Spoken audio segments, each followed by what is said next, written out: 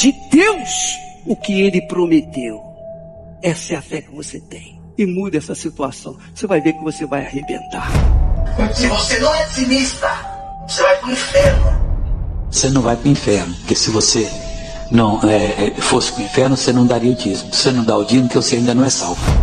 Você ganha uma quantidade que é assim, um desafio de fé, dizimar.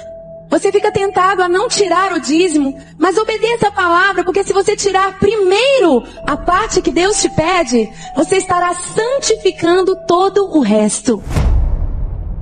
Quando eu vejo alguém muito cheio de razão, eu digo, vai ver se o nome dele está lá no livro da igreja como dizimista. Não está, então não tem valor para mim. Pode ser ele quem for, para mim não vale uma prata furada. A tua salvação é vinculada com o dízimo? Você pode até não concordar com o que eu vou te mostrar aqui nesse vídeo, mas é a realidade. Manipularam a palavra de Deus para fazer comércio e, é claro, usam da tua fé para enriquecimento. Assista este vídeo até o final e deixe a tua opinião.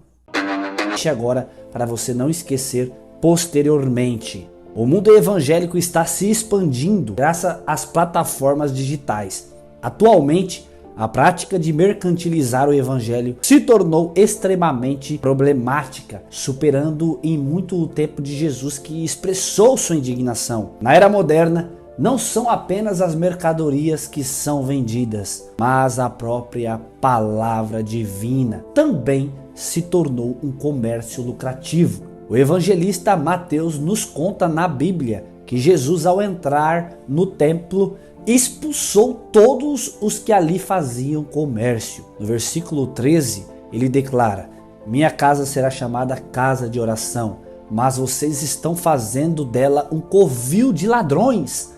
Essa narrativa destaca a indignação do Senhor com a mercantilização da fé, a ponto de revirar as bancas dos vendedores e suas posses. Vamos imaginar então a reação de Jesus às práticas atuais. Pastores falsos não querem que você saiba, mas antes de irmos mais longe com este vídeo, eu já peço a você, compartilhe esse vídeo com seus amigos e deixe o joinha para alcançar o maior número de pessoas. O livro sagrado relata um evento em que Jesus alimentou uma grande multidão com apenas alguns peixes. Em contrastes, em uma igreja brasileira, o pastor adotou uma abordagem diferente, encorajando a multiplicação do dinheiro. Vamos analisar essa situação. Quem é que contou o dinheiro agora? O dinheiro aumentou. Agora, levante a mão. O que aconteceu? Eu tinha R$24 e apareceu R$10 a mais na minha carteira. Agora. Você, rapaz, tinha quanto? Eu tinha 120 e agora eu tenho 170. Eu tinha 150, apareceu R$30 a mais. Você tinha quanto? 150. E agora? Agora apareceu 30 a mais. 180? Sim. Aí você? Eu tinha 30, agora eu tô com 50. Aleluia. E ele? 100, apareceu 100. Apareceu 100. E seu nome? Tainá. O que aconteceu? Eu tinha R$9, agora eu tenho 50. Levante a mão e dá glória. O que aconteceu, pavó? Eu tinha R$100 na carteira. E agora? E agora apareceu R$500, tudo de R$50. Vem, propósito. Tudo bem, minha santa? Então, a gente tá no fim do mês, a gente não tem dinheiro, tá tudo, né? Ontem eu já tinha separado o dízimo, tava separado. E eu sonhei com uma voz falando assim: pega o dinheiro do dízimo, usa, depois você coloca de volta. Não fiz isso. É evidente que os recursos que Deus deveria multiplicar estão sendo arrecadados para o objetivo de financiar a expansão do evangelho e também enriquecimento dos pastores. Para aqueles que contribuem, há uma promessa de receber bênçãos e prosperidades em troca. Se o retorno esperado não se materializa, a culpa não é de Deus, mas do indivíduo que, na opinião deles, falta fé. Todos eles são mentirosos, enganadores, independente se é pastor, padre, apóstolo, papa, que seja. Eles querem apenas arrancar o teu dinheiro. Tem havido um aumento notável no número de pessoas que se autodenominam artistas do evangelho. Muitos músicos famosos migraram para este gênero, considerando um verdadeiro nicho de mercado para a fé, um setor alarmante e lucrativo que usa o nome do Senhor Jesus como um embaixador para gerar grandes quantias de dinheiro. As raízes da palavra evangelho remontam ao termo grego euangelion, que se traduz em boas novas ou evangelho. A questão permanece: o significado original desta palavra ainda é respeitado hoje? Este fenômeno religioso lucrativo é construído em um conceito, o evangelho. A verdade é que muitos alimentam essa indústria próspera, com novos líderes espirituais surgindo anualmente. Outra fonte de receita em grande escala é a música, um dos principais motores financeiros deste meio. Gente, hoje é um dia muito especial, tô andando de jet ski aqui nas praias de Balneário Camboriú. Olha só, bora dar uma andada de jet, meu povo, vamos lá! O recente aumento dos chamados coaches cristãos ganhou impulso. O que se pode ver é que nesta parte conhecida como evangelho há múltiplas formas de renda, pois alguns pregadores já imersos neste mercado recebem até 15 mil reais por sermão, ou seja, por pregação. Como resultado, a opulência se tornou cada vez mais evidente devido a esse comércio de riqueza. Vivemos em uma era onde é comum ver líderes religiosos e artistas ostentando, exibindo carros, casas e até roupas luxuosas. Será que esse é o verdadeiro objetivo do Evangelho de Cristo? Uma pregação de um pastor deixou diversos pastores com raiva e indignados. Muitos não concordam com este pastor, mas no meu ponto de vista ele está 100% correto. Assista comigo e também deixe a tua opinião. A sua atenção. Suportai-me, pois. Abre aí, Miguel. Malaquias, capítulo 1, versículo 1. Esta é a arma dos pastores.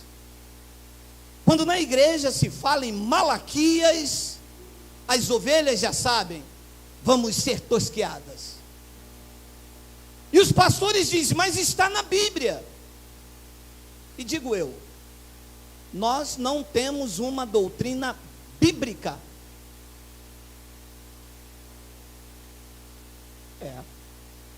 A nossa doutrina não é bíblica. Se fosse bíblica, Malaquias serviria para mim, Levítico serviria para mim, porque Levítico é bíblico. Malaquias não é bíblico, mas não serve para mim. Então a nossa doutrina está nas epístolas de Paulo, de Romanos a Hebreus, que são a revelação da graça de Deus para a igreja gentílica que vive o novo pacto. Então preste atenção, Malaquias capítulo 1, versículo 1. Peso da palavra do Senhor contra a igreja no Brasil, contra a igreja, contra os gentios. Então leia, peso da palavra do Senhor contra Israel por intermédio de... Então, o livro de Malaquias, que está inserida na lei de Moisés, não se aplica ao povo gentílico. É uma sentença contra o povo de Israel. Quem é de Israel, diga baixinho, aleluia. Então essa carta não se aplica a você. Eu tenho dito como exemplo, se eu escrevo uma carta para minha esposa e digo, minha querida esposa, eu te amo, esta carta cai no chão e se perde. Você pega, se aplica a você? Eu estou falando com você? Não, mas você pode usar e falar, nossa, como que ele tratava muito bem, olha, ele ama, mas ele não está falando comigo. O conteúdo não se aplica a mim, porque eu não estou dizendo que amo você, eu estou dizendo que amo a minha esposa. Esta carta se aplica a ela. Malaquias não se aplica a você. Malaquias não está falando contra você. O profeta não está sendo usado para mim nos dias de hoje. Para os dias de hoje, quem fala comigo é o Espírito Santo, que é o Senhor, que é Deus, que é um só, por intermédio das epístolas de Paulo, para os gentios, que somos nós. Então, o que é que os pastores fazem?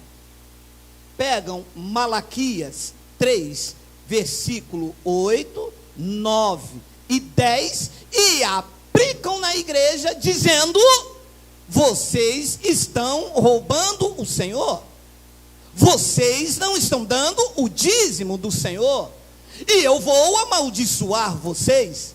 Mas esta sentença não é contra a igreja gentílica, porque nós não estamos mais debaixo de maldição. Ele nos libertou da lei, ele nos trouxe agora para a sua graça.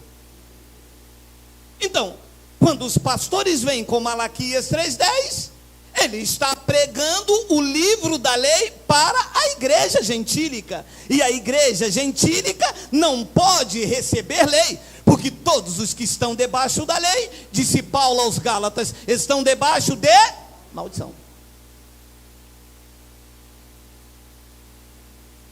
Então, no capítulo 3, vê se tem aí, Miguel, no versículo 8, está aí o que eles aplicam na igreja.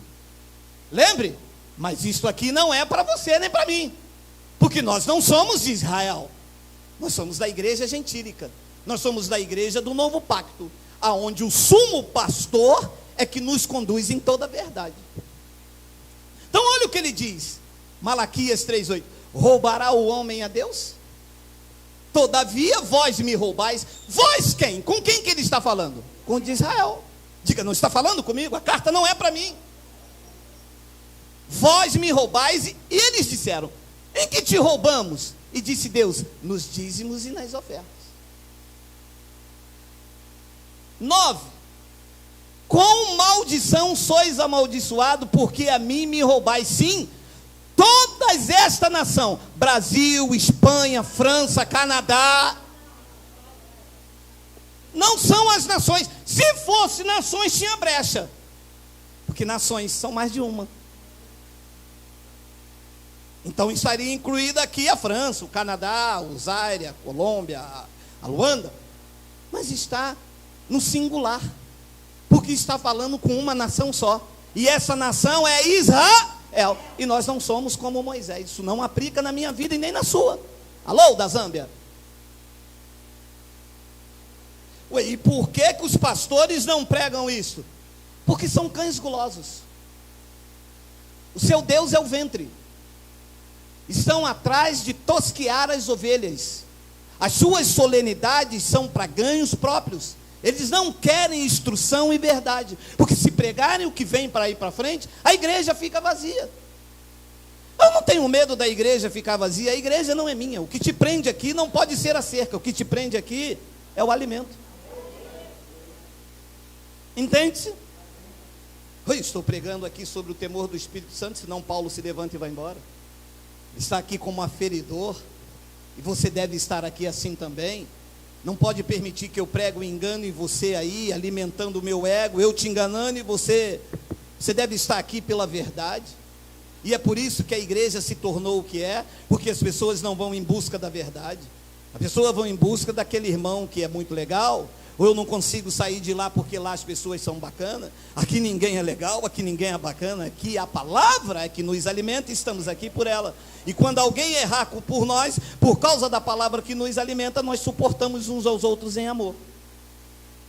Então olha, com maldição sois amaldiçoado, porque a mim me roubais sim toda esta nação. A nação de Israel, a carta é para ele, Deus está falando com eles. Esta carta não pode ser aplicada na minha vida. Então olha o que ele diz no versículo 10. Trazei todos os dízimos à casa do tesouro. Você disse que ia me suportar, deixa eu te investir. A casa do tesouro era o templo lá em Jerusalém, aonde os levitas administravam lá dentro. O dízimo era alimento, dízimo não era dinheiro. Dízimo era a 10ª parte da plantação dos judeus, que eles deveriam levar anualmente. Não era todos os cultos, anualmente eles tinham que pegar 10% da sua plantação e levar à casa do tesouro que ficava em Jerusalém, para sustentar os levitas que não tinham herança e não podiam trabalhar, porque eles ficavam dentro do templo em Jerusalém. Lá era a casa do tesouro. Neste novo pacto, Paulo disse que a casa do tesouro somos nós, vaso de barro, mas com um grande tesouro dentro de nós. Por que Paulo disse isso? Porque quando muda o sacerdócio, tem que mudar a lei. Mudaram os pactos, mudaram-se a aliança, o templo não é mais em Jerusalém, e o templo agora sois vós, o templo do Espírito Santo. Diga, Abba, Pai. Trazei todos os dízimos à casa do tesouro, para que haja mantimento na minha casa, e depois fazei prova de mim nisto, diz o Senhor dos Exércitos: se eu não vos abrir a janela do céu, e não derramar sobre vós uma bênção tal, que até que não haja lugar suficiente para recolher. O que estava acontecendo aqui? Como eles estavam em desobediência, não levando para os sacerdotes, e os sacerdotes em consequência em desobediência a Deus, Deus cerrou a janela dos céus. Era um pacto de dente por dente, olho por olho. Deus agia segundo as obras dos homens. Hoje é em graça, Deus não age segundo as minhas obras, Deus age segundo a sua graça e a sua misericórdia, porque o favor agora é imerecido. Então Deus cerrou a janela dos céus. Como não chovia, eles não plantavam e não colhiam. De uma outra feita, continuou-se a desobediência. O que ficou? Deus enviou um gafanhoto chamado devorador. O que os pastores fizeram? O que eles, lindo de morrer, pior que os políticos aí, transformaram o devorador no diabo. É porque o diabo vai na tua casa. Meu amado, você acha que eu vou sair um domingo para vir num lugar, ouvir falar da palavra, e o cara dizer que o diabo vai na minha casa? Já não basta os diabos lá em Brasília, meu amado. Ainda vai entrar um outro para comer o que é meu. Meu amado, para comer o que é meu já basta a minha fome. Mas são ameaças, porque quando eles não pegam na ameaça, ele pega no medo. E as pessoas saem com medo. Ai meu Deus, está vendo o que aconteceu? Está vendo? Foi por isso que você não deu o dízimo. Menina, eu sou dizimista fiel da casa de papai. Dízimos eram alimentos, e que o povo tinha que dar anualmente. Pastor, mas por que o senhor prega isso? Porque essa é a verdade. E por que os pastores não pregam isso? Porque eles querem enriquecer. É melhor ser pastor do que ser mecânico. O cara abre uma igreja, chama o povo, ameaça, manda você dar 10% do teu salário. Se acontecer alguma coisa, é porque o pastor é cheio de unção. Se não acontecer nada, você teve fé. Não teve fé. Manda abrir a Bíblia e pregar o Evangelho. Nós vamos dar até. Eu, meu amado, eu dou até. Eu dou minha vida, dou meu carro, dou tudo. Mas se pregar a verdade. Se eu for apacentado com a verdade, eu dou tudo por gratidão. Porque nada melhor do que você andar na verdade. Pastor, mas se isto aqui é no Novo Testamento, me perguntam os teólogos, então o que Jesus mandou dar no Novo Testamento lá em Mateus 23, hein? Vamos ler? Vamos? Mateus 23, 23? Coloca aí. Vai. Jesus falando com escribas e com fariseus. Preste atenção, você que tem mente iluminada. Jesus está falando com a igreja e com os irmãos. Quem eram os escribas e os fariseus? Os que viviam em Israel, os que viviam sobre a lei e os que seguiam a lei de Moisés. Então, eles tinham que dar dízimos. Então Jesus disse: ai de vós, escribas e fariseus hipócritas, porque dizimais notas de 50 reais, nota de 100, anel de ouro, de brilhante e de diamante. Qual era o dízimo que os escribas e fariseus davam? Diga lá, olha lá: hortelã, endro e cominho, porque isto era o dízimo. Você vê as ovelhas levando. Quem que é isso aí? Saco de milho. Para quem? Vou levar meu dízimo para a igreja. Você vê? Que dízimo? Não era dinheiro. Dízimo era alimento. Então ele diz: vocês dizimam a hortelã, o endro e o cominho, e desprezais o mais importante da lei. Ah, dízimo era da lei. Ah, e vocês estão desprezando o mais importante da lei: o juízo, a misericórdia, a fé. Deveis, porém, fazer estas coisas, dar o dízimo do endro, e não omitir aquela. Ah, está vendo? Jesus mandou no Novo Testamento os fariseus dar o dízimo. Olha, eu vou te poupar, mas deixe de explicar. Mateus não é Novo Testamento. Ah, não, espera aí. Não, entrei no lugar errado, tá vendo? Você não prega a verdade. Mateus, Marcos, Lucas e João não é Novo Testamento. São livros históricos que tratam da biografia do nascimento de Jesus nos dias de sua carne. Porque olha o que explica o escritor dos Hebreus. Coloca lá, Miguel. Porque onde há testamento, é necessário que intervenha a morte do testador. Para aí. É verdade. Nunca tinha me mostrado isso. Ora, para ser testamento, tem que acontecer a morte do testador. E se o testador está vivo, então não é testamento. Recebe? Recebo o entendimento do Espírito na minha mente. Então, enquanto Jesus, nos dias de sua carne, o conhecido Emanuel, estava andando em Jerusalém, ainda era a lei, porque a lei e os profetas duraram até João. Então ele estava andando ali, mas ele estava sobre a lei. Jesus nasceu sobre a lei, e nos dias de sua carne tinha que se aplicar a lei. Porque para ser Novo Testamento, era necessário que intervenha a morte dele. Então, da cruz para cá, aí sim é Novo Testamento. Porque olha o que ele diz, 17, olha, lê agora. Porque um testamento tem força onde houve morte. Ou terá ele algum valor enquanto o testador vive? Então, enquanto Jesus estava vivo, não tinha Novo Testamento, ainda era velho. Recebe? Diga: eu recebo. É isso aí.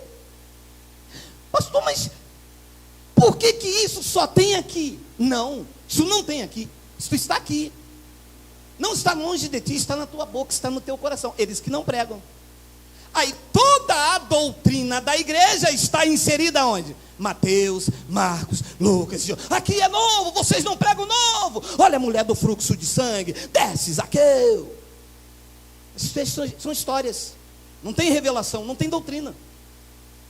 Então eles pegam a passagem de Mateus 23, 23 e diz que Jesus no Novo Testamento mandou dar dízimo, mas Mateus, Marcos, Lucas e João não é Novo Testamento, porque um testamento só tem força de lei quando o testador morre, e o testador, que é Jesus, estava vivo em Mateus, Marcos, Lucas e João.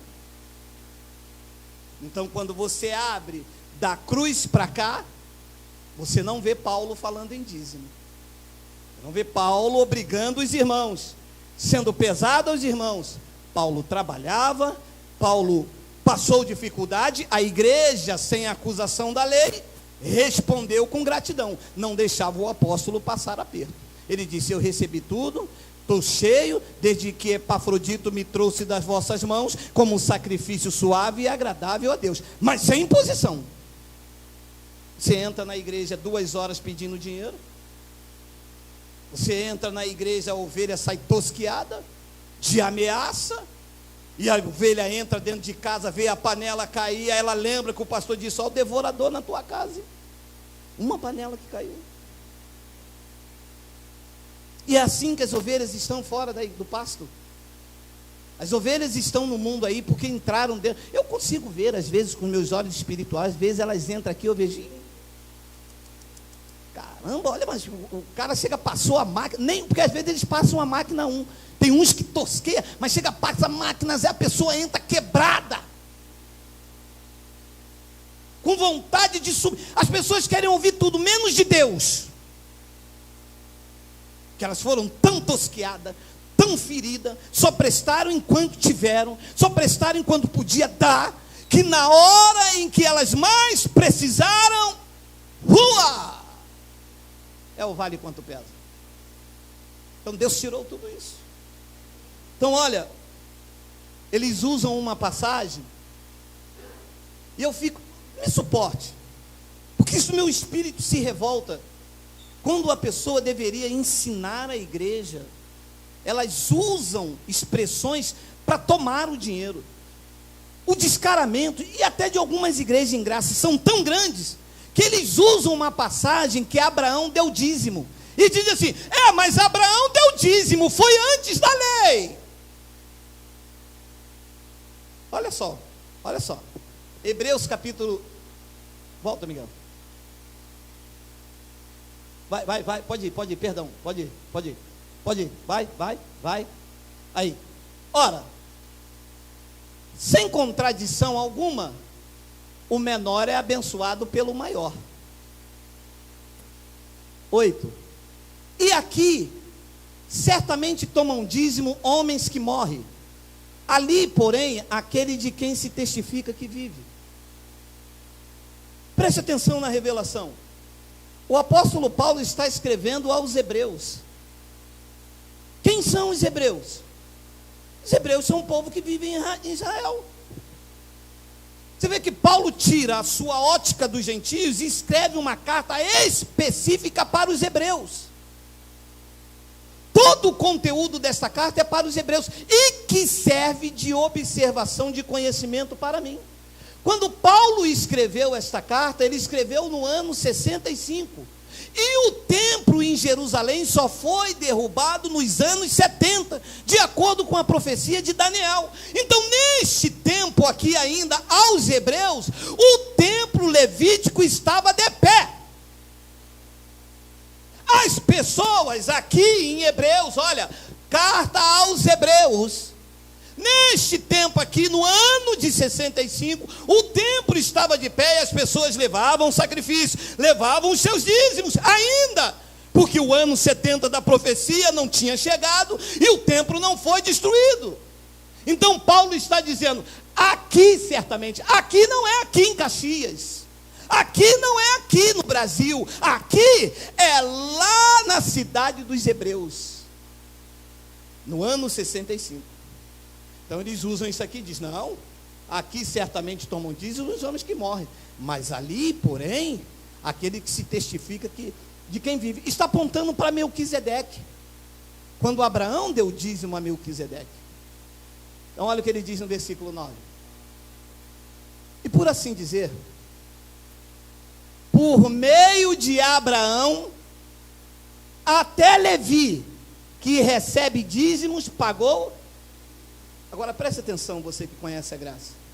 Abraão estava representando os gentios, ou Abraão estava ali representando o sacerdócio levítico?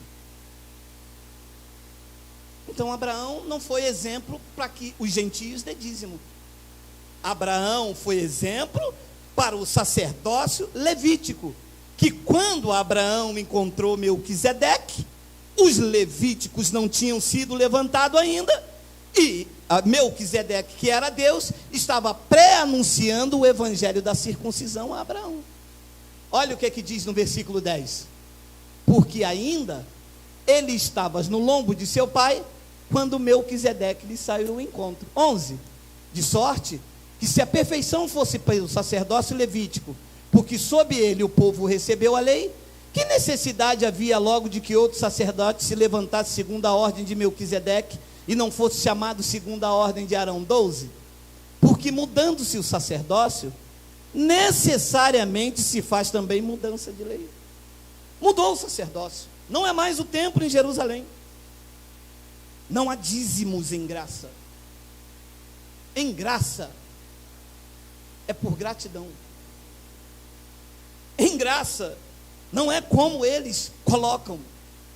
É por isso que a Igreja da Graça não é esse império que está aí, porque o foco não é o dinheiro, não é o vil metal. Deus não está associado a dinheiro. Eu vou repetir: você não vai encontrar Deus se relacionando com o dinheiro neste local.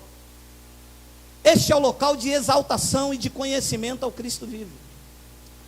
Jesus, quando nasceu, ele nasceu entre os animais. Os magos, quando foram procurá-lo, foram até o palácio de Herodes, querendo saber aonde nasceu o rei, o Salvador.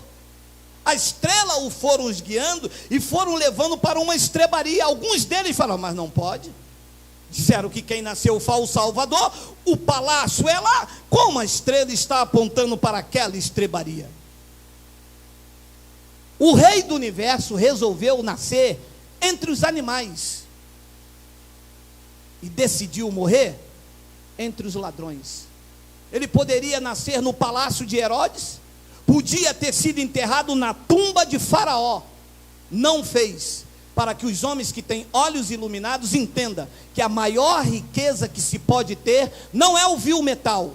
Ele não quer que ajunte tesouro nessa terra. O que ele te deu é para o teu aprazimento, para sustentar nas tuas necessidades. Nós não temos ganância financeira, não há teologia da prosperidade. A nossa maior riqueza está viva, sentado no trono do universo, governando todas as coisas pela palavra do seu poder.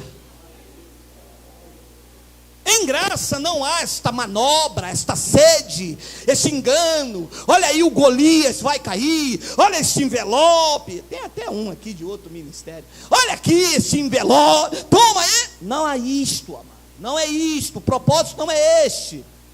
O propósito é levar o conhecimento e libertar as vidas cativas, amarradas, ajudar os necessitados, os aflitos. Esse é o propósito da igreja em graça, somar na vida do outro. É isto que o apóstolo Paulo deixou como ensinamento. Olha lá, 2 Coríntios 9, pode passar por causa do horário, senão eles não me suportam. Olha lá.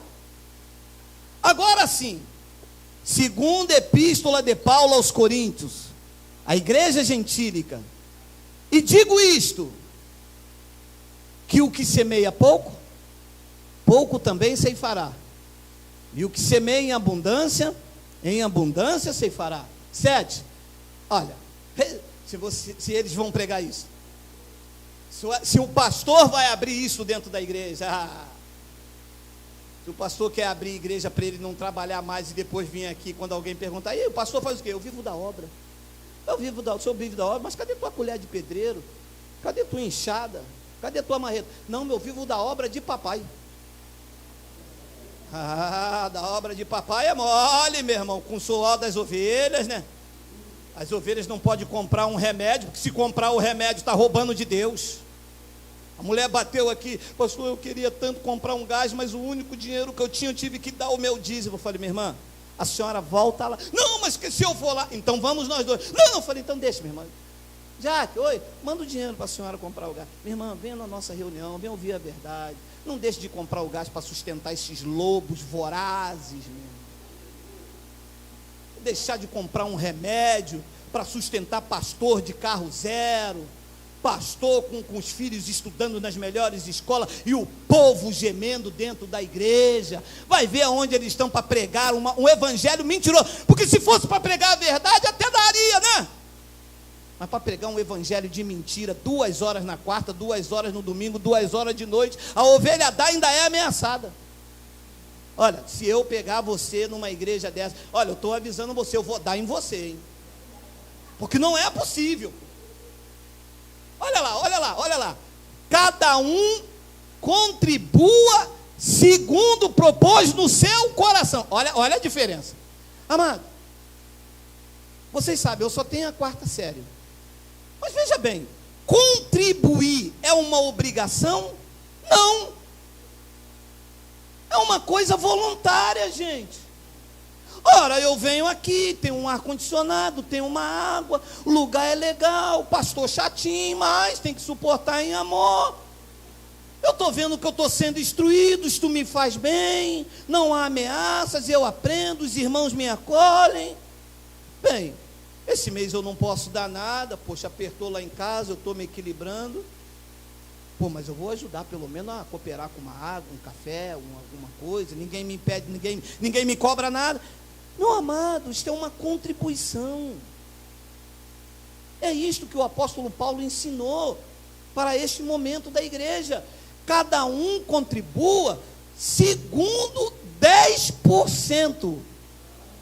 Segundo o que o pastor mandou. Não, o que está aí dentro do seu coração. Eu tenho pessoas aqui que dão 100%, meu amado.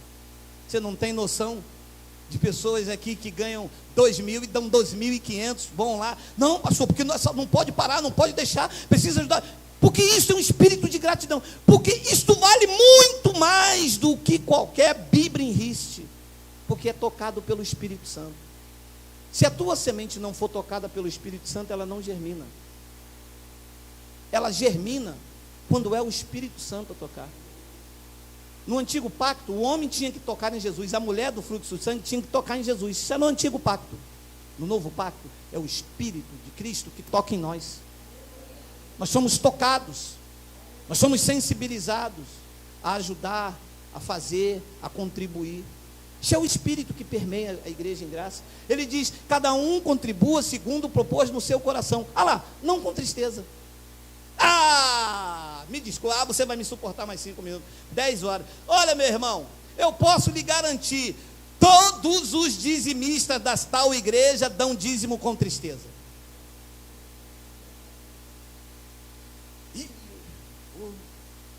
Caramba, recebi um dinheiro aí, 3.000 reais, vou ter que tirar 300 reais, fazer o quê, né? Está na Bíblia, né? É a palavra do Senhor, é a palavra do Senhor. É a palavra do Senhor. Cara, puxa. Não é a palavra do Senhor. É a palavra do Senhor para os de Israel. Para nós, os da graça, é esta. Cada um contribua segundo propôs no seu coração. Não com tristeza ou por necessidade. Por que é que Paulo estava fazendo isso? Porque Paulo, como saiu da lei, sabia que as pessoas debaixo do espírito do dízimo, ou dão dízimo, ou com tristeza, ou por necessidade. É ou não é você que veio de lá? Hein, pessoal? Você veio de lá, você dava pela necessidade da janela dos céus abrir. E não abria nunca. Só abria para quem estava aqui atrás. Para quem estava aqui atrás, abria janela, abria porta, abria telhado, abria casa, abria o mar vermelho. Mas os daí, nunca.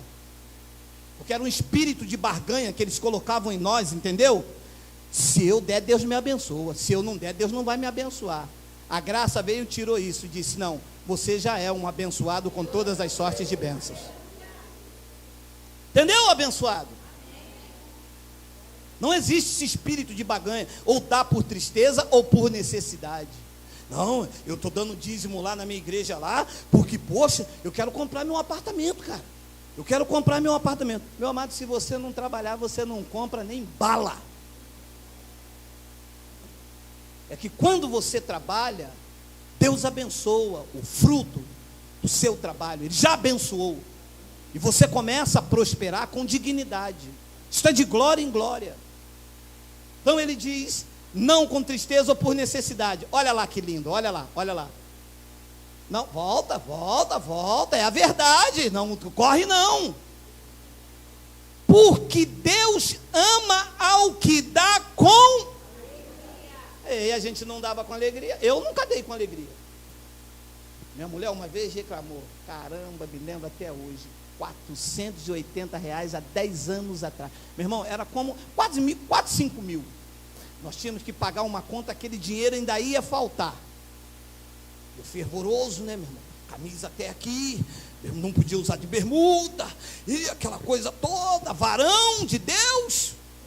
Peguei o dinheiro, aquele tremendo na mão, eu disse, mulher, vamos acreditar, Deus vai fazer.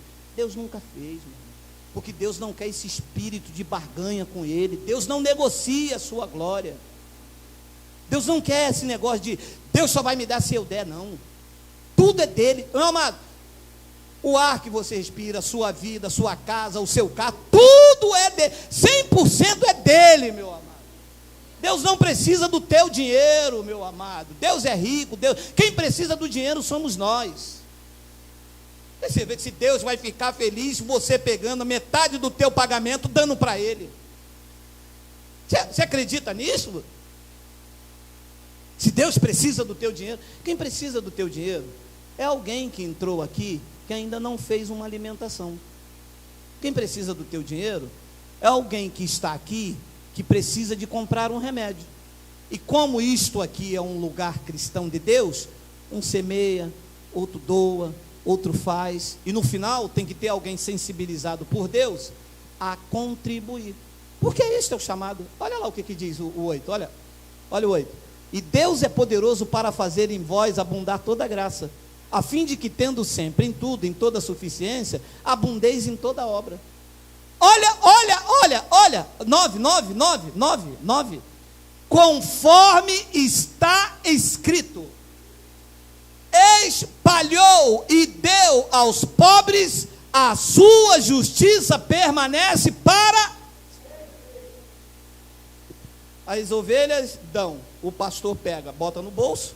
A ovelha precisa de um remédio, o pastor diz: a irmã tem pouca fé, precisa orar. O Evangelho da Graça diz: não, senhor. Semearam, você aqui espalha e dê aos pobres, e a justiça de Deus na sua vida permanecerá para sempre. Eu não ando com medo do Temer. Eu não ando com medo de JBS ou da BRF de carne estragada. Há uma justiça de Deus sobre a minha vida. Deus vai me conduzindo em triunfo. De uma boa carne ali em promoção, procuro dinheiro, não tem. Caramba, a carne estava estragada. Deus dá livramento sem você saber, Meu amado, quando você é conduzido em triunfo, todas as coisas cooperam para o teu bem. Nós acreditamos nisto. Nós não estamos aqui com intuito gananciosos, visando o teu bolso. Nós estamos aqui te ensinando para que você saia desse espírito de meretrício, de vendilhagem, dessas barganhas que se tornou a igreja evangélica. Ué, mas como que o senhor faz então para pagar a conta de luz? Vem, cara, 2 ar-condicionado, eu vou aumentar agora esse mês a potência desse ar, nós vamos pintar, reformar, nós vamos fazer várias coisas, comprar equipamento. Como é que o senhor faz tudo isso? Pelo Espírito.